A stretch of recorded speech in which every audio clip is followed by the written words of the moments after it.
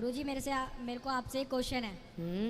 गुरुजी सब बोलते हैं कि जो भी होता है भगवान के रूप से होता है, पर मुझे भगवान में विश्वास नहीं है। ठीक है, तो मेरी मम्मी ने कहा था एक बार गुरुजी के पास जाना, उनसे ही क्वेश्चन करना, वो आपको बताएंगे कि भगवान होते हैं कि नहीं। आप बताओ भगवान होते हैं कि नहीं? मुझे लगता है नहीं होते। आपको ऐसा कैसे क्यों लगता है? मुझे लगता है कि जो भी होता है साइंस के रूप से ही होता है। जैसे बारिश होना वो भी साइंस से ही होता है। कैसे साइंस से? क्योंकि वो वाटर सर्कल होता है ना। वो वाटर सर्कल होता है ना, जो वाटर जाता है फिर उस बादलों में, फिर उससे बारिश होती है। तो फिर अपने सीजन पे ही क्यों होती है? सर ये भी तो उसमें क्वेश्चन होगा। देखो, आप ठीक कह रहे हैं, हर चीज़ में साइंस है। यस। पर ये बताओ कि समुद्र के अंदर द्वारिका मिली है भगवान श्री कृष्ण की, उसमें क्या साइंस है? वैज्ञानिकों ने तो बनाया नहीं होगा पानी के अंदर। गुरुजी मेरे को पता नहीं है अभी कि मिली है द्वारका उसमें। आप गूगल पर यूट्यूब पर देखिए, 3-4 साल पहले भारत के वैज्ञानिकों ने समुद्र के अंदर एक नगरी पाई। बड़े बड़े वैज्ञानिकों ने रिसर्च किया तो पता चला कि ये नगरी वही 5,500 साल पुरानी है। ये मैं नहीं बोलता, साइंस दावा करता है। आप कहते हैं कि मैं ईश्वर को नहीं मानता, आप कहते हैं मैं बाबाओं को नहीं मानता। चलो थोड़ी देर के लिए आप बोलो अनिरुद्धाचार्य जी मैं आपको नहीं मानता, बोलो एक बार। पर मैं आपको तो मानता हूँ। मानते हो? Thank you.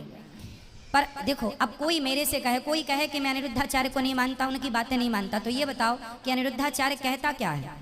मैं क्या आपको शराब पिलाने की बातें करता हूँ? नहीं। क्या मैं बीड़ी पिलाने की, गांजा पिलाने की? उल्टे मैं हमेशा माँ बाप की सेवा करने की बातें करता हूँ। जबकि आप आज के युवाओं को देखो, आप कहते हैं ईश्वर को नहीं मानते, आप जैसे तमाम भाई लोग ईश्वर को ना मान करके वो शराब पी रहे हैं। क्या शराब पीना सही है? क्या गुटखा खाना सही है? नहीं। क्या पर नारी पर स्त्री पर दृष्टि डालना सही है? नहीं। तो आज के बच्चे ईश्वर को ना मान के जा कहाँ रहे हैं? चलो आप ईश्वर को नहीं मानते, यदि नहीं मानते और फिर सही रास्ते पे चल रहे हैं, सत्य बोल रहे हैं, माँ बाप की सेवा कर रहे हैं, अच्छे काम कर रहे हैं, तो मैं फोर्स नहीं करूंगा कि ईश्वर को मानो। अरे ईश्वर को मानना इसलिए कि हमें पॉजिटिव विचार प्राप्त हो, पॉजिटिविटी प्राप्त हो, इसलिए मानना चाहिए ईश्वर को। क्योंकि हमारे सारे पॉजिटिव विचार हमारे धर्म शास्त्रों में, गीता में लिखा है कर्मण्येवाधिकारस्ते। गीता कहती है तू अपना कर्म करता रह, सफलता मैं तुझे प्रदान करूंगा। कर्म कर, फल की कामना। तो गीता में क्या बुरा लिखा है? कुछ नहीं लिखा। फिर इसलिए बेटा गीता पढ़ना है, रामायण पढ़ना है। और ईश्वर नहीं है ये बात आप सिद्ध करके बता दीजिए, तो हम मानेंगे कि आप सही कह रहे हैं। और मैं आपको सिद्ध करके बताऊंगा कि ईश्वर है। साइंस के पास कोई जवाब नहीं है बेटा। मैं कुछ सवाल दाग दूंगा साइंस को, साइंस चुप हो जाएगा। आप बच्चे हैं, अभी वो बड़े सवाल मैं आपसे नहीं करूंगा, पर बहुत सारे सवाल मेरे पास हैं जो साइंस के पास नहीं है। कोई विज्ञान को जानने वाला यदि मेरे से आए और बात करे, मैं संतुष्ट कर सकता हूँ उस व्यक्ति को, पर वो मुझे संतुष्ट नहीं कर सकता, क्योंकि मेरे पास ऐसे सवाल हैं कि जो साइंस के पास नहीं है। पर साइंस के ऐसे लाखों सवाल आप मेरे से पूछिए जिसका मैं उत्तर देता चलूँगा।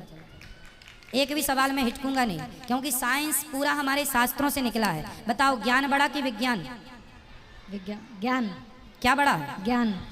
हाँ आपने ठीक कहा, ज्ञान बड़ा है, ज्ञान बाप है और विज्ञान ज्ञान का बेटा है। तो ज्ञान तो हम लोग, हमारे वेद पुराणों में ज्ञान ही ज्ञान तो भरा है, विज्ञान तो बेटा है, इसलिए ज्ञान से विज्ञान निकला है। इसलिए ज्ञान ऑलरेडी जर्मनी में ऑलरेडी हमारे वेदों पर रिसर्च की जा रही है, फिर नए नए आविष्कार किए जा रहे हैं।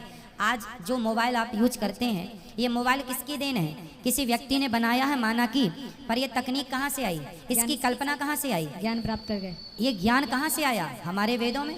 हमारे यहाँ भी पहले ऋषि मुनि बात कर लेते थे, जैसे अंतर्धान हो जाना, अदृश्य हो जाना। अदृश्य की तो अभी कोई टेक्नोलॉजी आई भी नहीं। नारद जी तो अदृश्य हो जाते थे।